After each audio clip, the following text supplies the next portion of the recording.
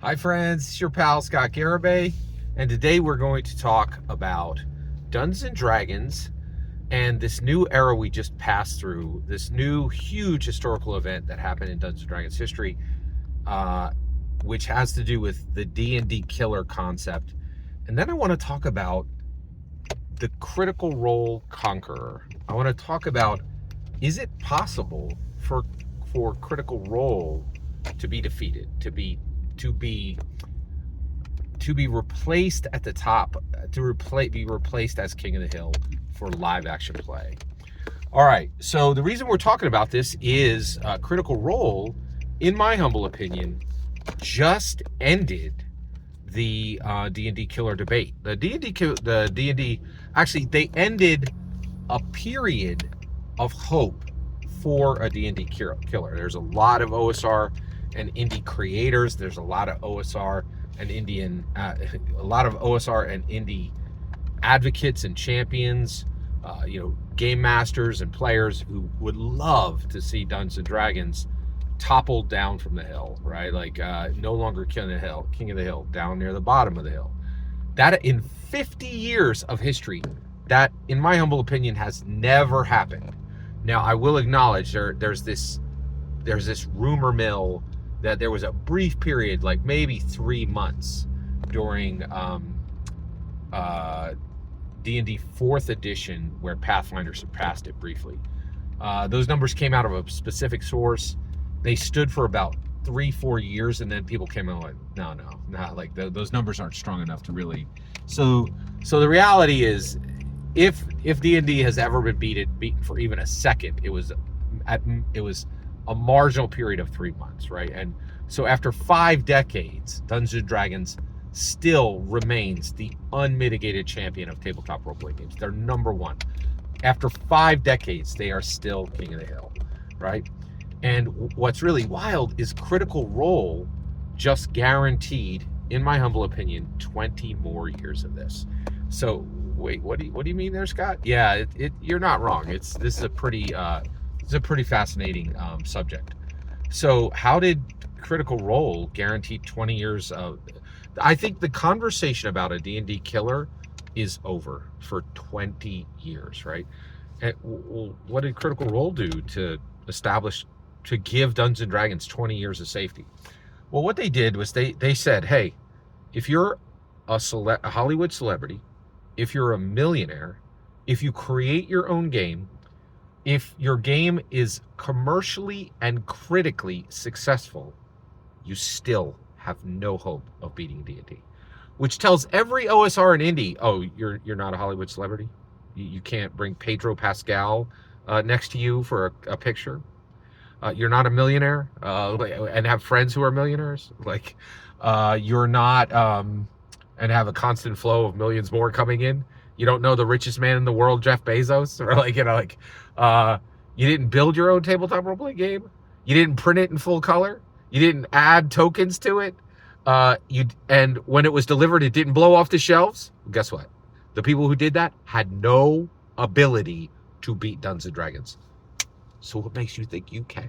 Right? Like, and the answer is you can't. Right? Like, and so Daggerheart was it was the best possible attempt to create a D&D killer that you couldn't, if you wrote it on paper, if all you had to do was write it on paper, you would have been hard pressed to defeat what they did. And they didn't do it on paper. They did it in reality. And then they were like, well, we did it. We have a commercially, critically acclaimed game. We're Hollywood millionaires. There's no obstacles to our game beating a Dungeons and Dragons. So now we're in position to choose our game or Dungeons and Dragons. We reject Daggerheart. We accept Dungeons and Dragons. Dungeons and Dragons wins. And so what does that tell OSR in India? It says, Daggerheart is destroyed as a possibility ever for D&D killer, because the creators were like, even we won't choose this game over D&D, and we made it, right? So why on earth would anybody else ever take it serious as a D&D killer? And it's done. They're like, and guess what? The other two D&D killer candidates that came out, Tales of the Valiant and MCDM, they're not even real compared to Daggerheart, and Daggerheart couldn't make it, right? So the conversation is over, okay, on D&D Killer for 20 years, in my humble opinion. So now, okay, Critical Role went through this. Critical Role is now 10 years old. So first of all, I hate the term D&D Killer. I wish that had been changed, right? But it's here, it's baked, like that's what it is. But I'm not, but I think it's much better to talk about a Critical Role Conqueror. Is it possible for a group to come along and defeat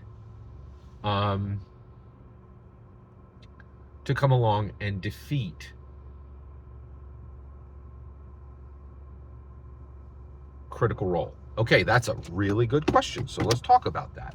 So first of all, what I want to talk about in this video is just one aspect of it, and that is, well, you know what? I'm definitely not going to be able to discuss all of this, but I want to start this discussion. Okay, so first of all, what's my initial thoughts? Yeah, it should. So initially, my answer is yes, right? It should be extremely easy to beat Critical Role. What? Why on earth would it be easy to beat Critical Role? A lot of reasons. Okay, let's list them off. Why should it be easy to defeat Critical Role as a Critical Role as the number one D&D live action play in the world? Okay, a bunch of reasons. One, they're pure casuals. After 10 years, not a single one of the Critical Role co-founders has ever treated it as a job, right? It's a side gig. It's a side hustle, right? Like, none of them have ever quit their, and please correct me if I'm wrong, to my knowledge, this is absolutely correct. Not one of them has ever even thought of it as a full-time gig. It's literally a side hustle, right? Like, and they're like, oh, well, we're not going to give up our real gig, which is Hollywood voice actor, right? Like, who's going to trade TTRPG champion for Hollywood celebrity? Frankly, the answer currently is no one, right? Like, literally no one, right? Like, next, they, after 10 years, they still have a massive diversity issue, right? Still, they recently did Daggerheart, and they brought everybody together to put everybody together for a Daggerheart game, and it was the original co-founders. The original co-founders are not diverse, right? It is not a diverse group. I don't think they represent even a single marginalized group. Well, why should that matter? Because they're allies. They're like, hey, we really care about diversity. We really care about representation. So why is the vast majority of people sitting at the table still lack diversity, right? Yeah, they throw in an exception here and there, right? But it's always an exception, right? Like, and so I think that, and that should matter, right? D&D is progressive. They're like, hey, we're going to, and if you're like a huge representative for Dungeons and Dragons, and after a decade you failed to fix your diversity issue after claiming to be allies for a long time, that's an issue. I think that's an issue, right? And it's an opportunity for an actually diverse group who is representing a wide array of diverse Americans. It should open a door, right? So my initial and they're terrible storytellers. They're terrible storytellers, right? Wait, Scott, where are you getting that from? From Travis Willingham, right? Like, Mighty Nine, they went to turn it into a narrative, right? And Travis Willingham came along and said, oh no, we had to completely rewrite it. It would not have stood. Right? Like, if we did what they created, it wouldn't have stood, and no normal person would have understood it as a cohesive narrative. That's like, so there's all these openings. It should be a layup to defeat Critical Role. So is it? No, it is absolutely not a layup. In fact, everything I just said, I think, is absolutely logically true and still critical. So first of all, I'm not willing to say now that they can't be defeated, that they can't be that a Critical Role Conqueror could not be created, but boy, oh boy, is it going to be hard, because every single thing that I just said is true, and none of it has mattered. None of it has mattered.